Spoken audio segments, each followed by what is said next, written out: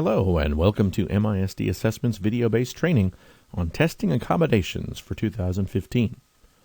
This video is designed to provide information for anyone who might have missed the face-to-face training presentation, and it can also serve as review for anyone who might have attended but wants a refresher.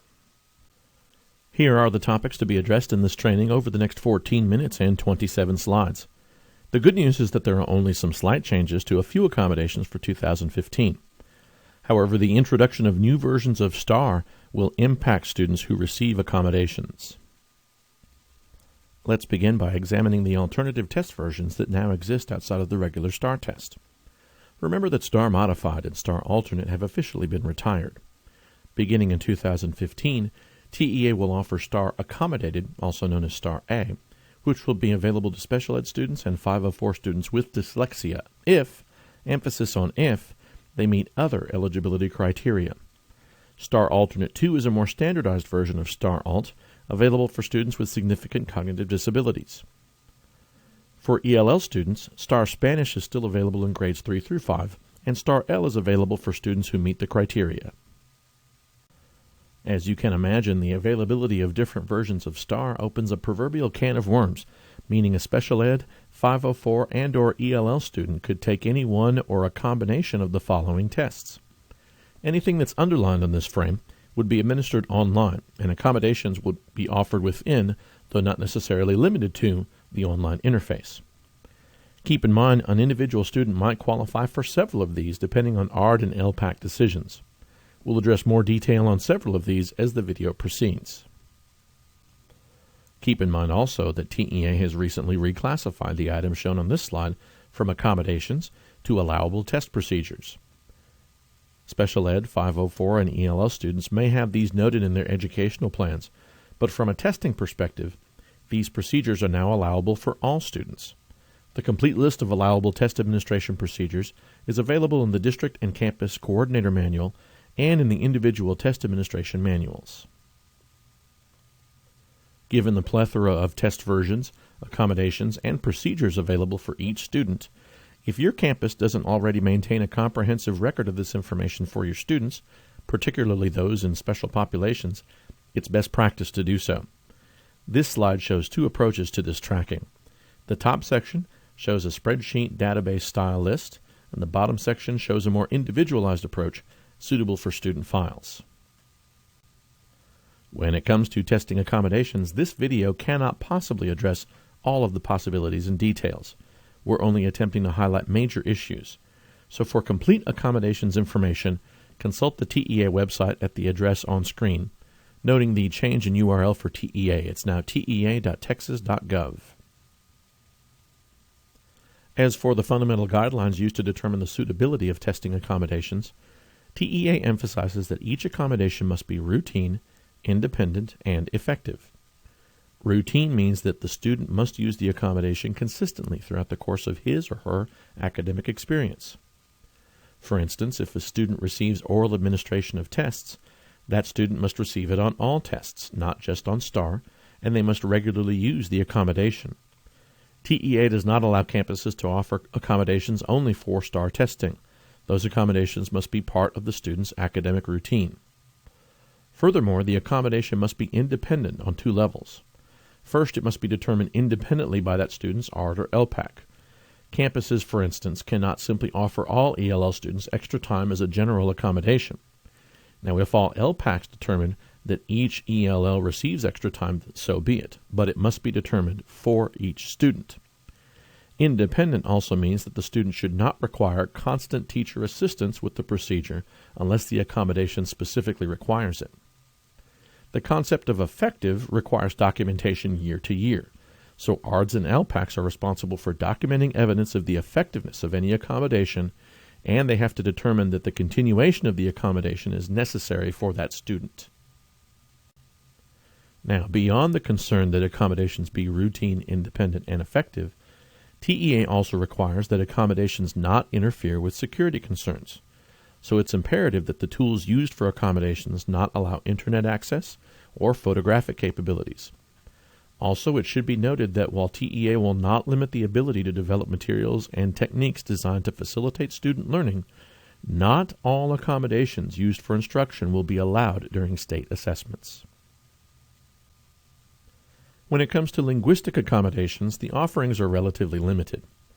Consult the STAR dictionary policy on TEA's website or in the District and Campus Coordinator Manual for specifics on dictionaries. Also, remember that STAR A and STAR L include several accommodations built into the online interface. Regarding STAR L, the eligibility requirements are fairly simple. The student must have 3 or fewer years in U.S. schools, and they must score below Advanced High on the most recent TELPAS reading assessment. Remember that STAR L is also only available for math, science, and social studies assessments. This slide shows a screenshot of the 2015 Accommodations Triangle for students with disabilities. The triangle is unchanged from 2014. Type 1 accommodations may be offered based on the ARD Committee's decision, and Type 2 accommodations require TEA approval. This slide shows 4 of the Type 1 accommodations. The specifics for each one can be found using the link in the online accommodations triangle. It is worth noting here that the manipulation of test materials accommodation does not also imply transcribing or reading assistance of any kind. The test administrator strictly assists with the manipulation of the materials, for instance, turning the page. This slide includes 3 more of the Type 1 accommodations. Again, specifics are in the accommodations triangle. For these Type 1 accommodations, notice that math manipulatives and calculation devices are limited to specific items. One change for this year: as of 2015, calculators must be provided by the campus for all students taking a STAR math assessment in 8th grade or higher. So calculation devices as an accommodation now only applies to grades 3 through 7. This slide includes 3 more Type 1 accommodations. Notice that supplemental aids are also limited to specific items. One change this year is that the old, vague, certain types of math charts phrasing has been replaced by 4 specific types that are defined in the accommodations document. One other change this year affects the dictionaries accommodation. Dictionaries must now be provided by the campus for all students in 6th grade and higher on all STAR reading and writing assessments. So the dictionary accommodation only applies to grades 3 through 5. One of the more prevalent and misunderstood Type 1 accommodations is basic transcribing. 2 things to note here. First, if a student receives basic transcribing as an accommodation, his or her answer document does not need to be completed within the 4 or 5 hour time limit, because the test administrator or campus coordinator will complete that after the time frame has ended. Second, most basic transcribing is going to involve the student either circling answers in the test booklet or using some kind of software-based solution to create their response on a computer, and then that'll be printed out and transcribed. If a student dictates a short answer response on a reading assessment, the student must also dictate punctuation and capitalization. This is why the concept of routine is so important. If the first time a student dictates a short answer response live comes during the STAR, the student may not know this, and his or her score will reflect that. Possibly the most widely used Type 1 accommodation is oral administration. The eligibility requirements for oral administration are fairly complex, so be sure to consult the accommodation document. Also, note the tests and sections that may and may not be read. Now, let's talk standardized oral administration, or SOA, which is available only online. TEA has expanded the offerings again this year, and the available tests are noted on this slide. Keep in mind, SOA is not its own separate accommodation, nor is it a different test version. SOA is the regular STAR, and if a student in the grades listed on screen qualifies for oral administration, he or she may take this online version for the subjects available.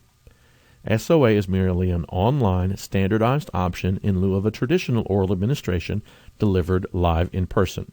It's simply a matter of preference. STAR A, on the other hand, is a different version of the STAR. TEA instructs ARD committees to consider it only if regular STAR with accommodations does not best meet the student's needs. To be eligible, students must be either special ed or 504 with dyslexia. Beyond that, eligibility is determined by subject. A student must routinely receive 2 or more of the accommodations noted on the eligibility document to qualify for a given subject. This slide is a screenshot of the Star A eligibility criteria for reading, writing, and English. Generally speaking, the more accommodations listed, the more likely a student may qualify for Star A, so it would be expected that fewer students would qualify for Star A reading since there's only 3 possible accommodations. Here are the criteria for math, science, and social studies. It would also be less likely for a student to qualify for Star A social studies or U.S. history. Keep in mind, a student who is eligible for Star A does not have to take that version. The ARD or 504 committee ultimately decides whether Star A is appropriate, and they must do so each year. This is another reason why it's important to document the effectiveness of accommodations, because a lack of effectiveness could reduce the number of accommodations and therefore could impact the student's eligibility for Star A. Let's move on now to Type 2 accommodations. Type 2 accommodations require TEA approval and therefore the submission of an online accommodation request form, also known as an ARF.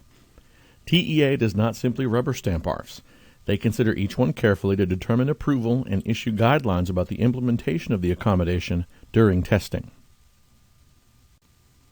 MISD's policy regarding Type 2 accommodations is that all ARFs go through our office.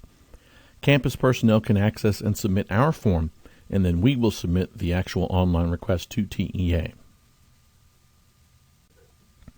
This slide shows 4 of the 5 accommodations designated as Type 2. The most widely misunderstood of these is complex transcribing. Complex transcribing is actually very simple. It means a student dictates or signs his or her response on the written composition of a writing assessment to a live adult. TEA rarely approves complex transcribing because of the availability of word processing software, particularly that which includes speech-to-text functionality.